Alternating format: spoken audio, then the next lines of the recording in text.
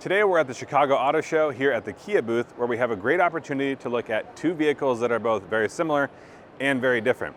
Over here what we have is the Kia EV9, this one being the GT line, and over here we have the Kia Telluride, which has been a top seller, maybe not the top, but certainly in the conversation, not just for Kia, but in the entire segment.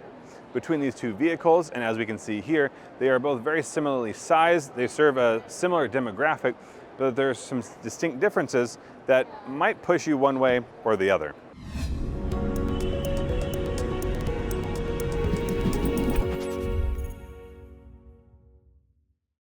We'll start over here with the Telluride, which has been around quite a bit longer. So if you're a current owner or considering it, you may have seen it on a dealership lot a little bit more recently than you could the EV9. But while we don't have too many major changes for the 2024 model year, we do have things like our amber side lights coming back. What we have is a very impressive vehicle that is more leaning towards affordability than we have over at the EV9. When it comes to the space, the dimensions are nearly identical or close enough, but really it comes down to what's your daily need and is this going to meet that? This is going to be the top of the line model for the Telluride, so we are going to have most automatic functions if they existed.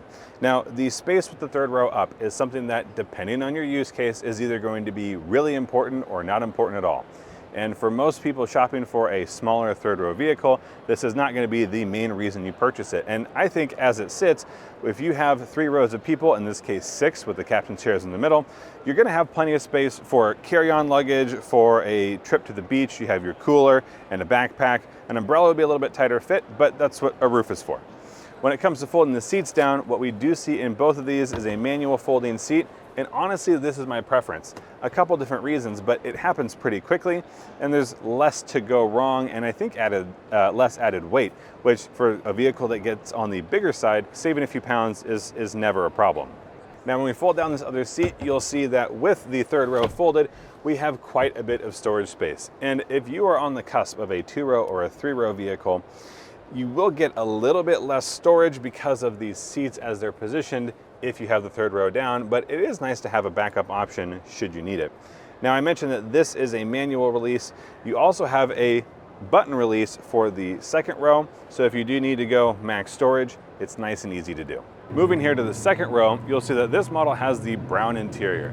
And I like what they've done with the brown and the black, some silver accents throughout, but I also really like that our interior seating is a quilted design. Now it's a little bit unusual, maybe it looks more like branches to me than anything else, but with these captain's chairs, they are going to be comfortable, spacious. There's an easy access point through around the captain's chairs to the third row.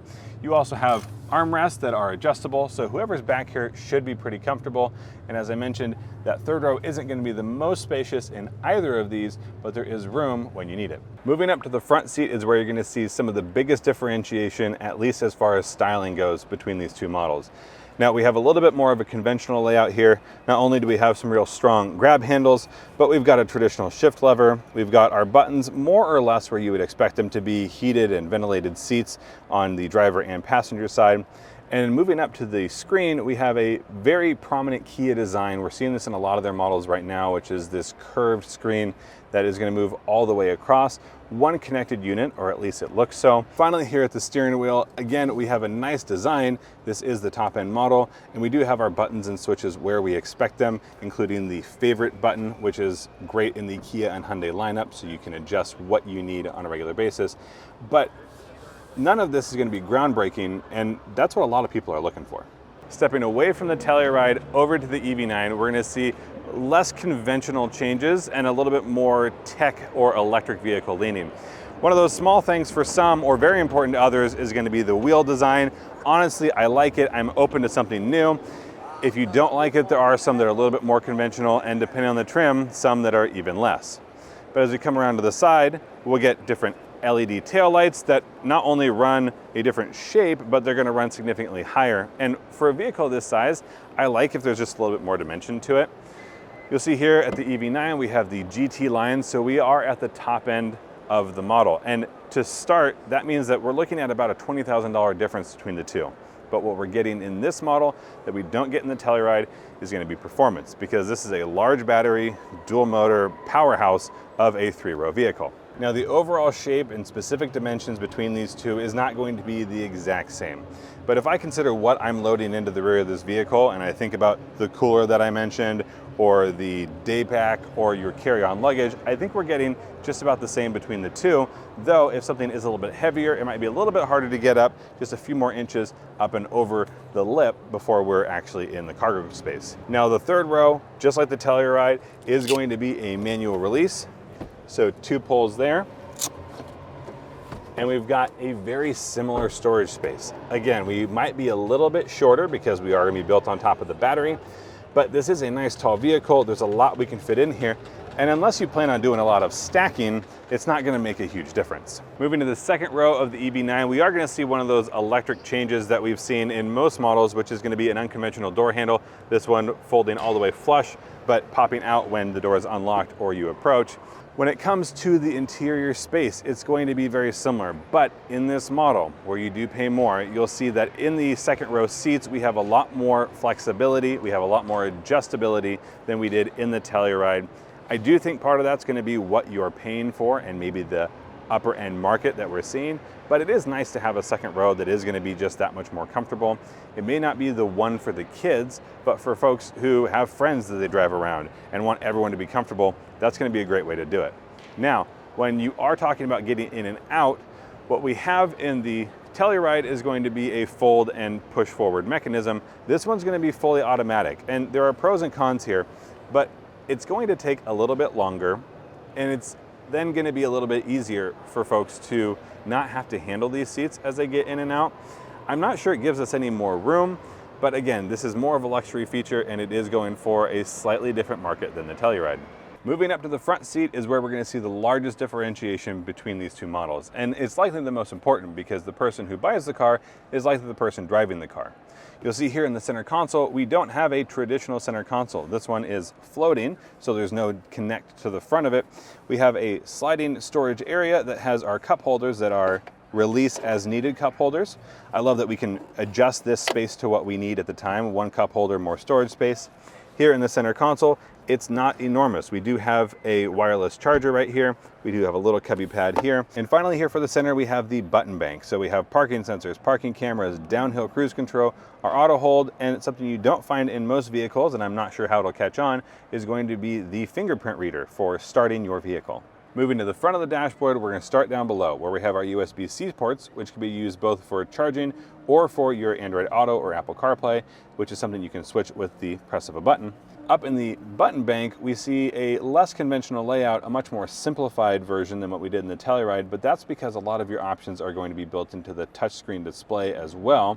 It is going to lean more towards the technology-driven EV-focused design, but if you don't like a lot of buttons, this has the basics of what you need, but nothing too much more. The display up front is not at all dissimilar to what we see in the Telluride. It is a 2-screen layout where most of your driver functions will be over here and more of your CarPlay, Android Auto, or other adjustments made in the second screen. Moving on to the steering wheel, we do see a very distinctly different design. We are going to have a lot of the same buttons and in a very similar layout to what we see not just in the Telluride, but the rest of the Kia lineup, as I mentioned, including our favorite star button here. But it is more of a floating 4-spoke design, and honestly, I think it's overall very attractive. It does match not just the vehicle, but even some of the wheels. So between style, form, function, and price, the good news is that there's a Kia option for you, and if you've been a loyal Kia owner for years, it's nice to have options. On the Telluride side of things, we have a very affordable entry price for a 3-row vehicle that is not just stylish, but also capable. We have the storage capacity most people need. We have the extra seats, which is never a bad thing. We also have on the higher trims a little more, let's say, light off-road capability. Your adventures are going to be a little bit easier when you have a little bit more ground clearance. We have roof racks and all the accessories for whatever you may want to bring with you. And overall, we have a very good and compelling package that stops on the price tag at about $54,000. That $54,000, if it is not just within the budget, but the start of the budget, is also going to lead you right into the Kia EV9 as an option.